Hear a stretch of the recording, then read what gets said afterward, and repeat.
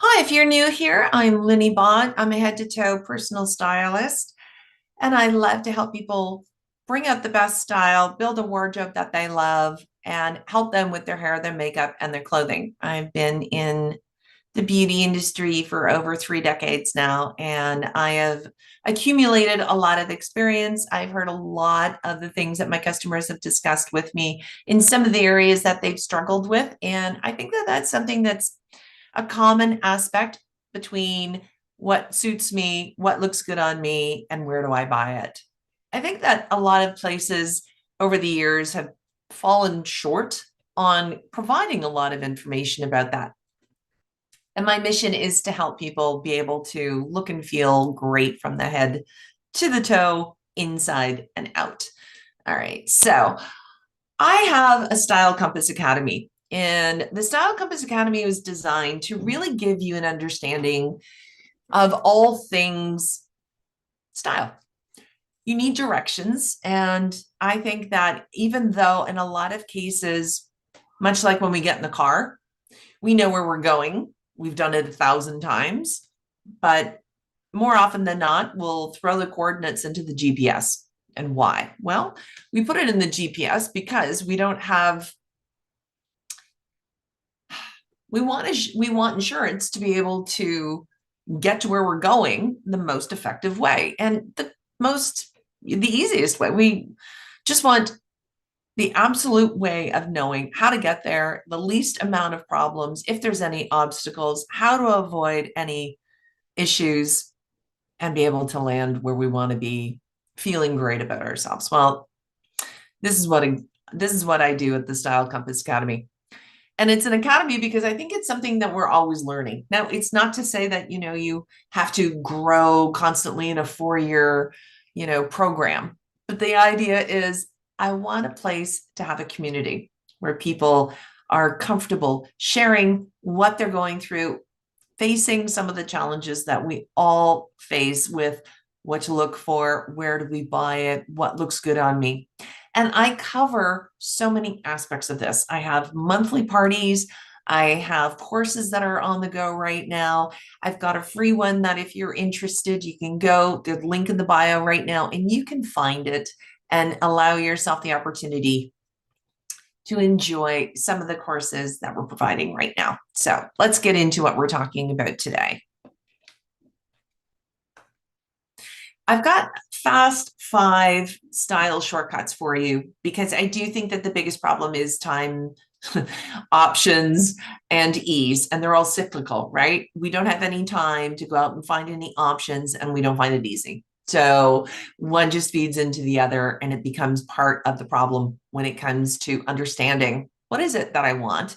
What is it that looks good on me? In a lot of cases, we're still working from home. It's easy to get out of bed, go over to the computer, start work. It doesn't make any difference what we look like. That's great.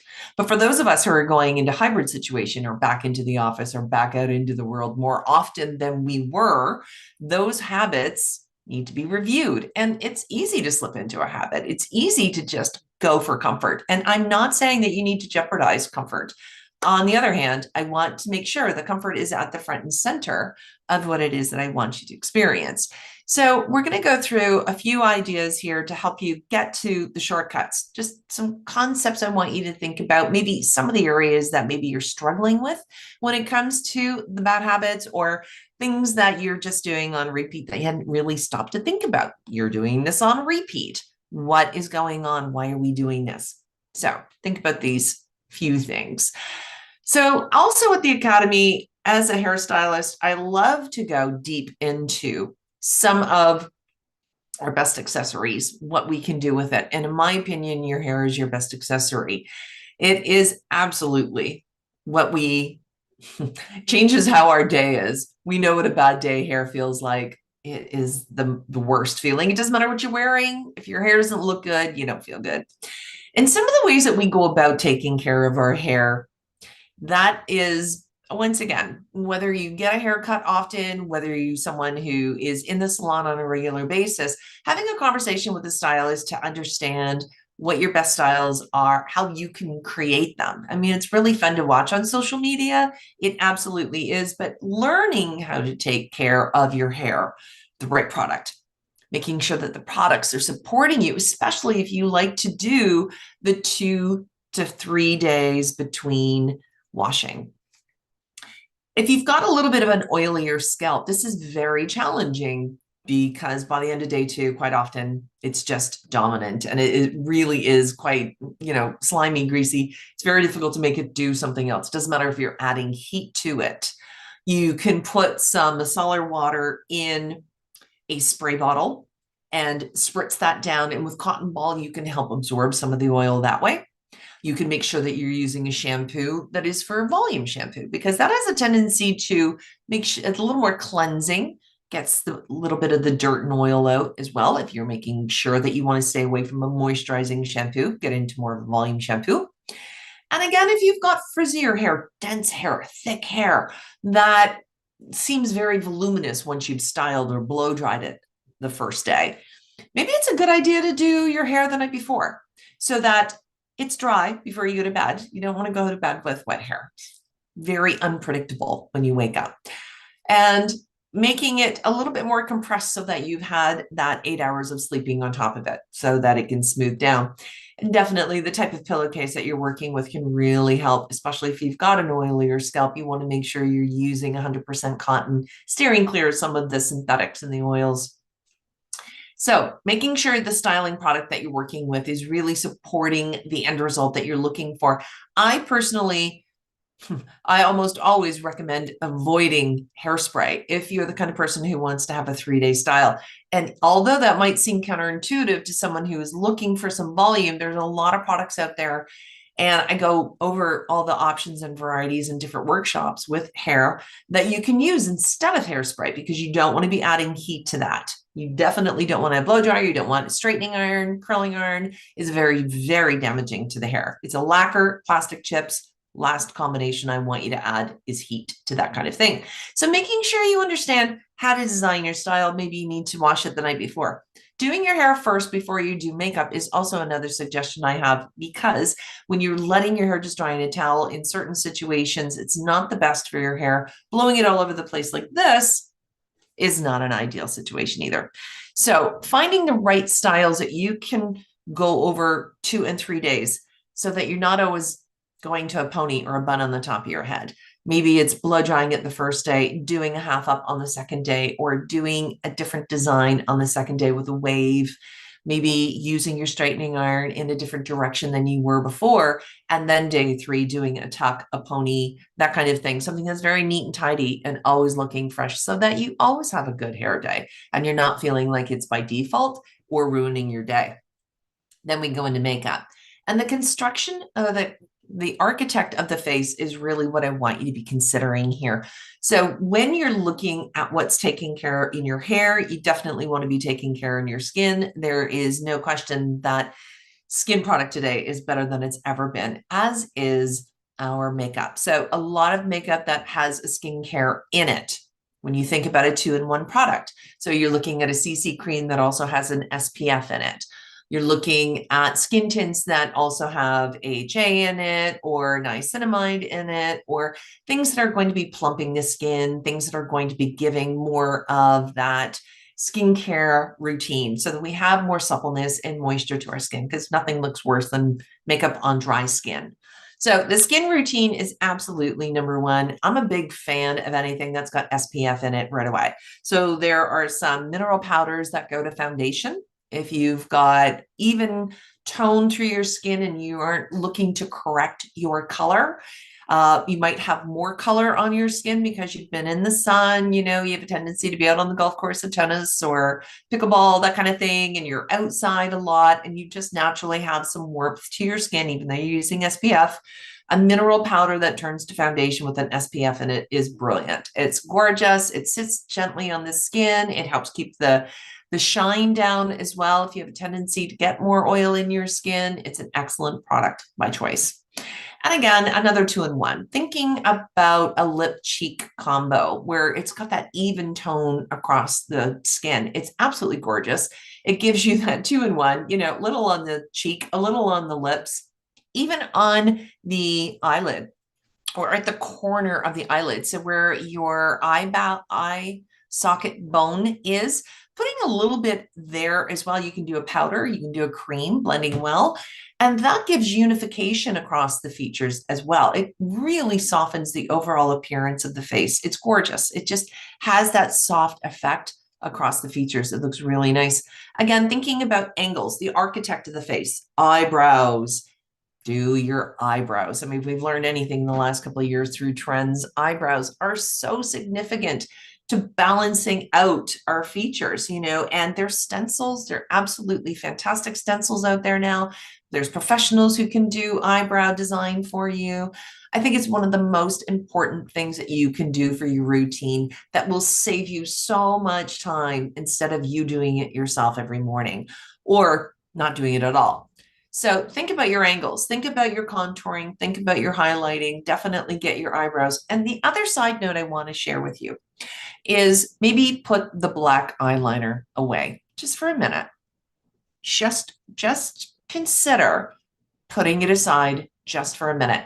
Maybe pulling out plum. You've got green eyes, pull out plum, brown, something softer. It'll be very complimenting to you. If you've been doing black liner on repeat and you've just been doing it on a regular basis, you don't even really stop to think about it anymore. Just put it down. Put it down. Think about something else. Think about browns.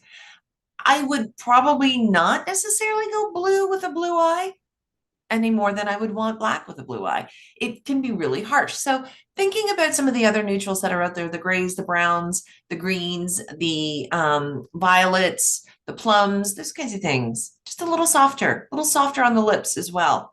I always use a lip liner and I always use a lip brush. Powder your lips first, do a little concealer or foundation, then powder, then do the lip, finish with a powder. Even if you do a Kleenex first and powder, it's supreme. It lasts longer. Powder the features afterwards. It's good to go. It is so worth the time. Break the old habits, get in some new ones. You'd be surprised how effective they are. Okay, now let's look at flair. We go over footwear a lot because I think this is something that is on repeat on a regular basis. Now, in some situations, depending on what you're doing on a daily basis. So, I go over this a lot in the who, what, where, when, and it's in my book. And if you haven't got my book yet, welcome to get that. You have it's in the description, the link if you want to get that. Anyway, it has an opportunity to create so much more personality from our footwear. Our footwear is delivering so much more of a message than we really think about. And in this situation, my client sent this to me. We were doing a style party. It's something I do every month. We discuss different ideas about style. We pick a new topic and go over that. So she can wear jeans in the office. This was something that she wanted to do in a hybrid situation, right? So she's back on the train. She's going back and forth. She wanted to make sure that she was still comfortable, still looked good, had a business casual appearance to her. So we looked at what were the footwear options that she could wear, because I think this is something that we just do on default. We know that this pant goes with this shoe and that's it. So think about it. Put the outfit on the bed, pick out your shoes and start playing around. Accessorize according to your activities, right? Think about the footwear that you're going to be doing. Where are you going? What are you doing? What are you seeing? All of those questions help you determine a very quick way of getting to where you want to go. What's the best ideas? How does this design come up for you? And steer clear of black. You'd be surprised. It just gives such a soft aspect to the outfit. It looks so fresh. Pumps, boots, sneakers, everything goes these days, but softening the overall color really levels up your outfit. And speaking of leveling up, think about your energy. Color brings so much vitality to us and the people around us. We know that, right? So here's something I want you to think about. A 3-color combo, excluding black. In this particular shirt, now it's so much easier when we have a print, right? It's like pick one of the colors in the prints, you're good to go. All too often, I see my clients when we do the style parties and they'll take a shirt like this and I'll say, okay, I want you to pick 3 other tops or 3 other bottoms and 3 shoes that go with it. Inevitably, black comes out. And it's not a bad thing. I just think it's by default. And I want to extend your perspective here. I want to stretch you out of your comfort zone and think, how can I create an outfit that does not always have black in it? So in a situation like this, a 3-color combination. Now, this top has 4 colors in it. You may have tops that have that too. Think about the colors leaving black out. So in this case, it's cream. It's probably a soft pink, a cream. There's a light blue and there's a coral. Leave the black aside. That's the 4th one. Leave the black out. Think of the 3 colors that are in the outfit and go from there. She chose a coral pant. The shoe is a chrome gray. So no more black. You can go with black. I challenged her to just think outside the box a little bit. The chrome kind of picks up the blue from the shirt. So it's very flattering. Everything about this outfit allowed her to level up. She didn't feel over dressed up. She didn't feel fancy. She felt fine. She felt refreshed. She felt like she had more energy. And it was by keeping the black down, bringing up a little more distinction to her outfit. Again, that flair and the footwear, allowing her to bring some personality. So now let's talk about balance. This is something that a lot of my clients do. We all have outfits or pieces that don't have any shape in them, and they tend to fall below our lap. Cuts us in half. I call it the no-fly zone. I go over that in the 5 ways to look slimmer without wearing black. That's the free opt-in that I'm more than happy to share with you. If you want to get some ideas around it, they're really, really easy applied ideas around how you can just use your clothes in a different way. Just like this, just like we're talking about today. Just taking some concepts that we do on a regular basis and don't really stop to think about. Like, where your sleeve lengths are, where your top is finishing.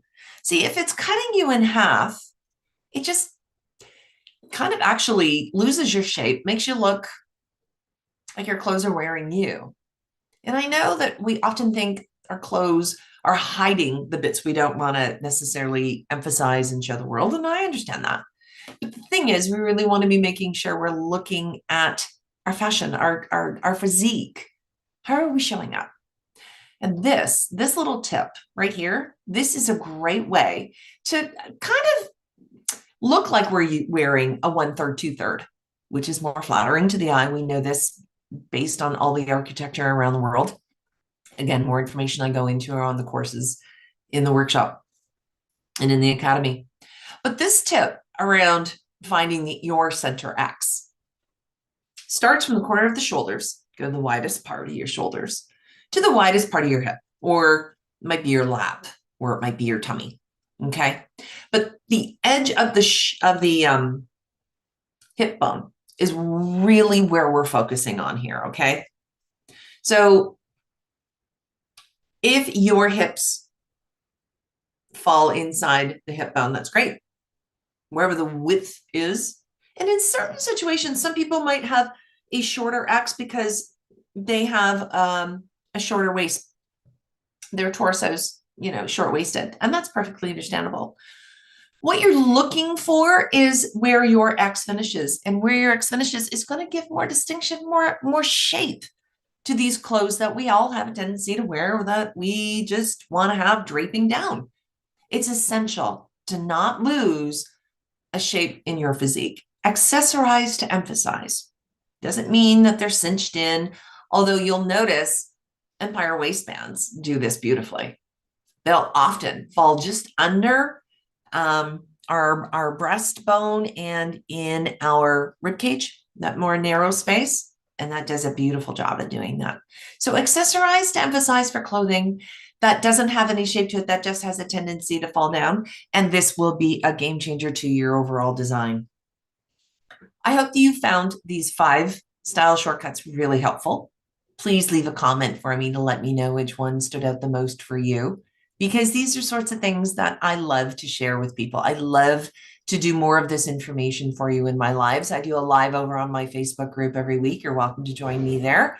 I'm adding them into my YouTube group because I love to be able to just, I don't know, I get an idea and I want to share it with you. I know the fall is coming up, and I know that we've got that excitement around new routines that come up, things that come up in the fall. Some of us are on vacation right now, not thinking about a wardrobe, but I want to challenge you in the fall to really building a wardrobe that you love. And if you'd love to join me, I've got a course right now that's your Billboard Blueprint.